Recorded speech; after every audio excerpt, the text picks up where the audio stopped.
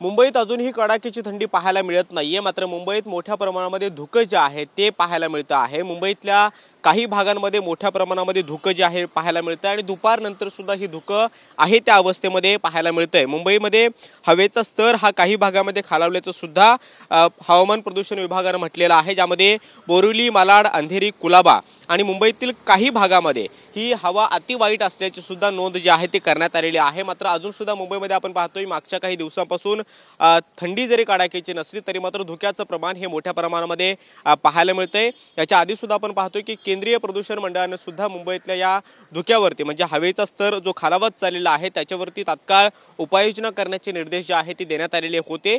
जरी हवेचा स्तर सुधारला असला तरी मात्र काही भागामध्ये मुंबईतल्या हे हवा अतिवाईट असल्याचं सुद्धा पाहायला मिळतं आहे, ज्यामध्ये बोरिवली, मालाड, अंधेरी आणि कुलाबा यासारख्या ठिकाणांचा समावेश आहे।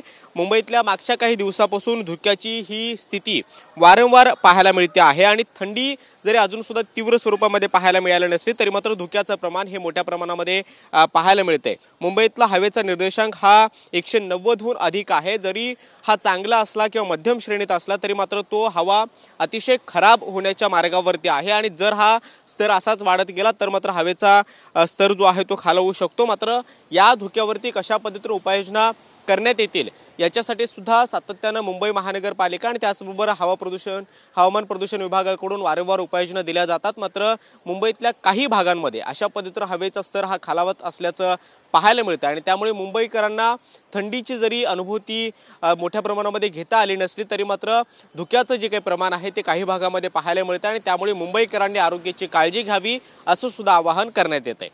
व्हिडिओ जर्नलिस्ट कमलेश सोबत कृष्णा सोनारवाडकर, TV9 मराठी, मुंबई।